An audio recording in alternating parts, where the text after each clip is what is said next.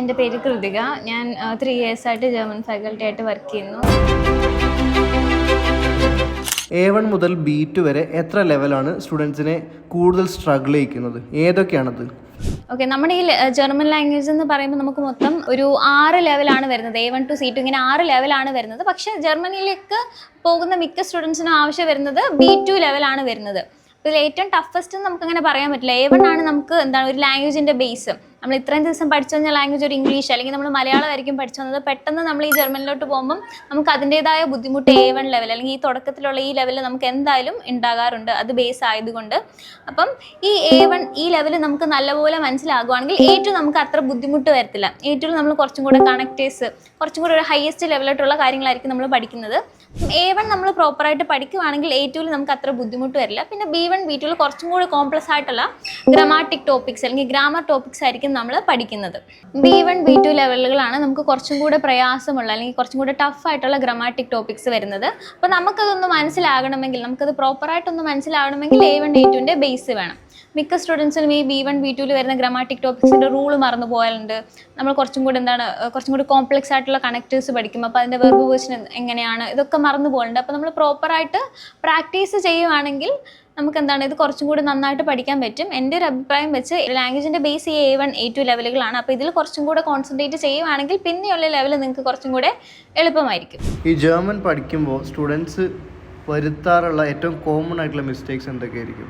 Language പഠിക്കുമ്പോൾ, അതിപ്പോൾ ഏതൊരു ലാംഗ്വേജ് ആയിക്കോട്ടെ, ലാംഗ്വേജ് പഠിക്കുമ്പോൾ മിക്ക സ്റ്റുഡൻസും ചെയ്യുന്നൊരു തെറ്റാണ് ഡയറക്റ്റ് ഇംഗ്ലീഷിൽ നിന്ന് ഈ ലാംഗ്വേജിലോട്ട് ട്രാൻസ്ലേറ്റ് ചെയ്യുന്നത്. അതൊരിക്കലും ശരിയായിട്ട് വരത്തില്ല. കാരണം ഇംഗ്ലീഷിൻ്റെ ഗ്രാമർ വേറെയാണ്, അതുപോലെ തന്നെ ജർമ്മൻ്റെ ഗ്രാമർ വേറെയാണ്. അപ്പോൾ രണ്ടും രണ്ടായതുകൊണ്ട് ഇത് ഡയറക്റ്റ് ട്രാൻസ്ലേറ്റ് ചെയ്യുമ്പം നമ്മൾ മിസ്റ്റേക്കാണ് പഠിക്കുന്നത്. മാക്സിമം നിങ്ങൾ പഠിച്ച റൂള് വെച്ച് നിങ്ങൾ തന്നെ സെൻറ്റൻസ് ബിൽഡ് ചെയ്ത് നോക്കുക.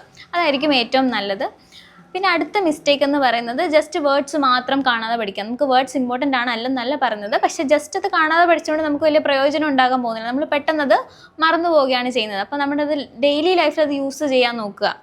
മാക്സിമം അത് വെച്ച് സെൻറ്റൻസ് ബിൽഡ് ചെയ്യാൻ നോക്കുക. അപ്പോൾ നമ്മൾ ഡെയിലി ലൈഫിൽ അത് യൂസ് ചെയ്ത് പഠിക്കുന്നതായിരിക്കും കുറച്ചും കൂടെ നല്ലത്. വെറുതെ കാണാതെ പഠിക്കുന്നതുകൊണ്ട് നമുക്ക് വലിയ പ്രയോജനമൊന്നും ഉണ്ടാകാൻ പോകുന്നില്ല. അടുത്തൊരു കാര്യമാണ്, മിക്ക സ്റ്റുഡൻസിനും ഹ്യോറൻ അല്ലെങ്കിൽ ലിസണിങ് പാർട്ട് ഭയങ്കര ടഫായിട്ട് തോന്നുന്നു മിക്ക സ്റ്റുഡൻസും പറയുന്ന ഒരു കാര്യമാണ്. അപ്പോൾ ഇതിന് അവർ ഡെയിലി പോഡ്കാസ്റ്റ്, സിനിമകൾ ഇങ്ങനെ കേട്ട് പ്രാക്ടീസ് ചെയ്താൽ മാത്രമേ അവർക്കത് കുറച്ചും കൂടെ ഹെൽപ്ഫുൾ ആകത്തുള്ളൂ. ഗോയിത്തെ എക്സാമിന് പ്രിപ്പയർ ചെയ്യുമ്പോൾ ടെക്സ്റ്റ് ബുക്ക് അല്ലാതെ മറ്റെന്തെങ്കിലും റെഫർ ചെയ്യേണ്ട ആവശ്യം വരാറുണ്ടോ? ജർമ്മൻ എക്സാം എന്നല്ല, ഏതൊരു എക്സാം ആയിക്കോട്ടെ, നമ്മൾ ജസ്റ്റ് ഒരേ ഒരു കാര്യത്തെ മാത്രം ഡിപ്പെൻഡ് ചെയ്തിരിക്കുന്നത് ശരിയല്ല. ഇപ്പം നമ്മൾ ടെക്സ്റ്റ് ബുക്കിനെ മാത്രം ഡിപ്പെൻഡ് ചെയ്തിരുന്നാൽ നമ്മൾ അവിടുത്തെ വാക്കുകൾ അല്ലെങ്കിൽ അവിടുത്തെ വർക്ക്ഷീറ്റുകൾ മാത്രമേ നമുക്ക് ചെയ്യാൻ പറ്റത്തുള്ളൂ. അപ്പോൾ ഏതൊരു എക്സാമിന് പ്രിപ്പയർ ചെയ്യുവാണെങ്കിൽ നമ്മൾ എക്സ്ട്രാ മെറ്റീരിയൽസ് കൂടെ ചെയ്ത് നോക്കണം. അപ്പോഴായിരിക്കും നമുക്ക് കുറച്ചും കൂടെ പുതിയ വാക്കുകൾ പഠിക്കുക, പുതിയ കാര്യങ്ങൾ പഠിക്കുക. അപ്പോൾ എപ്പോഴും ഒരേ ഒരു മെറ്റീരിയലിനെ മാത്രം ഡിപ്പെൻഡ് ചെയ്തിരിക്കുന്നത് നല്ലതല്ല. പക്ഷേ ടെക്സ്റ്റ് ബുക്ക് ചെയ്യുന്നതിലൂടെ നമുക്ക് കുറേ അഡ്വാൻറ്റേജസും ഉണ്ട്. പക്ഷെ അതുപോലെ തന്നെ നമ്മൾ ബാക്കി കുറേ മെറ്റീരിയൽസും യൂസ് ചെയ്താൽ മാത്രമേ നമുക്കൊരു എക്സാം ക്രാക്ക് ചെയ്യാൻ പറ്റുള്ളൂ. ജസ്റ്റ് ഒരു കാര്യത്തെ മാത്രം ഡിപ്പെൻഡ് ചെയ്തുകൊണ്ട് നമുക്കൊന്നും കിട്ടാൻ പോകുന്നില്ല. കൃതികയ്ക്ക് ജർമ്മൻ പഠിച്ചു കഴിഞ്ഞതിന് ശേഷം ഇംഗ്ലീഷും ജർമ്മനും തമ്മിൽ ഇടയ്ക്ക് വല്ലപ്പോഴും മാറിപ്പോകാറുണ്ടോ അങ്ങോട്ടും ഇങ്ങോട്ടും?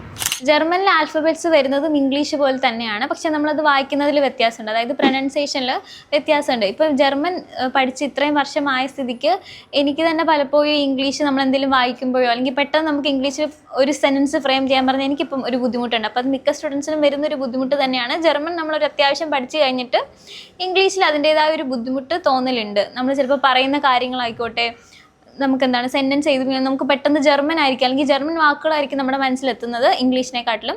ഇത് എൻ്റെ ഒരു സ്വന്തം അഭിപ്രായമാണ്. ഗോയിത്തെ അതുപോലെ ടെൽക്ക്, ഇതിലേതാണ് നല്ലത്? അതുപോലെ ഇത് തമ്മിലുള്ള വ്യത്യാസങ്ങൾ എന്തൊക്കെയാണ്? ജർമ്മനിൽ മൊത്തം 4 എക്സാംസ് ആണ് വരുന്നത്. ഫോർ എക്സാമ്പിൾ ഗോയിത്തെ അല്ലെങ്കിൽ ടെൽക്ക്, OST, ECL ഇങ്ങനെ 4 എക്സാംസ് ആണ് വരുന്നത്. മെയിൻലി സ്റ്റുഡൻസ് ചൂസ് ചെയ്യുന്നത് ഒന്നുകിൽ ഗോയിത്തെ അല്ലെങ്കിൽ ടെൽക്ക് ആയിരിക്കും. അപ്പം ഗോയിത്തേനെ കുറിച്ച് പറയണമെങ്കിൽ ഗോയിത്തേക്ക് 4 മൊഡ്യൂൾസ് ആണ് വരുന്നത്. ഷ്രൈബൻ, സ്പ്രെഷൻ, ലേസൻ, ഹ്യോർൺ ഇങ്ങനെ 4 മൊഡ്യൂൾസ് ആണ് വരുന്നത്. ഈ 4 മൊഡ്യൂൾസിലും ഓരോ മൊഡ്യൂൾസിലും 60% മാർക്ക് വെച്ച് നമ്മൾ മേടിക്കുമ്പോഴാണ് നമ്മൾ ഗോയിത്തയിൽ ഒരു മൊഡ്യൂൾ പാസ്സാവുന്നത്. പക്ഷേ ഈ ടെൽക്കിൻ്റെ കാര്യത്തിൽ വരുമ്പം ലേസൻ, ഷ്രൈബൻ, ഹ്യോർൺ ഈ 3 മൊഡ്യൂളിലും കൂടെ നമ്മൾ ഒരുമിച്ച് 125 മാർക്കാണെന്ന് തോന്നുന്നു, അത്രയും നമ്മൾ സ്കോർ ചെയ്യുക. സ്പ്രെഷൻ ടൈൽ സെപ്പറേറ്റ് ആണ് വരുന്നത്. ഗോയിത്തെ അല്ലെങ്കിൽ ടെൽക്ക് ഇങ്ങനെ 2 എക്സാംസ് ആണ് മിക്ക സ്റ്റുഡൻസും ഇപ്പം ചൂസ് ചെയ്തുകൊണ്ടിരിക്കുന്നത്. പക്ഷേ ചില ജർമ്മൻ യൂണിവേഴ്സിറ്റി മാത്രം ഗോയിത്തെ വേണമെന്ന് പറയാറുണ്ട്. അപ്പം അങ്ങനെയുള്ള സ്റ്റുഡൻസ് ഗോയിത്തെ തന്നെ മസ്റ്റായിട്ട് എഴുതേണ്ടി വരും. ഓക്കെ, ഇന്നത്തെ കാലത്ത് കൂടുതൽ ആൾക്കാരും പുതിയ പുതിയ ലാംഗ്വേജസ് പഠിക്കുന്നുണ്ട്. ഫ്രഞ്ച്, ജർമ്മൻ ഇങ്ങനെയൊക്കെ പഠിക്കുന്നുണ്ട്. അപ്പോൾ അവരോട് എനിക്ക് പറയാനുള്ളത് എന്താണെന്ന് വെച്ചാൽ, ഒരു ലാംഗ്വേജിനെ ലാംഗ്വേജായിട്ട് കാണുക. മിക്ക ആൾക്കാരും വിചാരിച്ചിരിക്കുന്നത് എന്താണ്, നമ്മൾ സ്കൂളിലൊക്കെ കുറേ സബ്ജക്ട്സ് പഠിച്ചിട്ടുണ്ട്. ഈ സബ്ജക്റ്റ് പോലെ ഒരു പുതിയൊരു ലാംഗ്വേജിനെ കാണുവാണെങ്കിൽ നമ്മൾ ജസ്റ്റ് ബൈ ഹാർട്ട് ചെയ്ത് പോകത്തേ ഉള്ളൂ. അപ്പോൾ നമ്മൾ ഗ്രാമർ പഠിക്കുന്നു, ജസ്റ്റ് ബൈ ഹാർട്ട് ചെയ്യുന്നു, റൂൾ അപ്ലൈ ചെയ്യുന്നു. അപ്പം ആ ഒരു രീതിയിലായി പോകും. അപ്പോൾ ഒരു ലാംഗ്വേജിനെ ലാംഗ്വേജായിട്ട് കാണാൻ നോക്കുക, അതിൻ്റെതായ ഒരു എഫേർട്ട് എടുക്കുക. എന്നാൽ മാത്രമേ നമുക്കൊരു ലാംഗ്വേജ് പ്രോപ്പറായിട്ട് പഠിക്കാൻ പറ്റുള്ളൂ.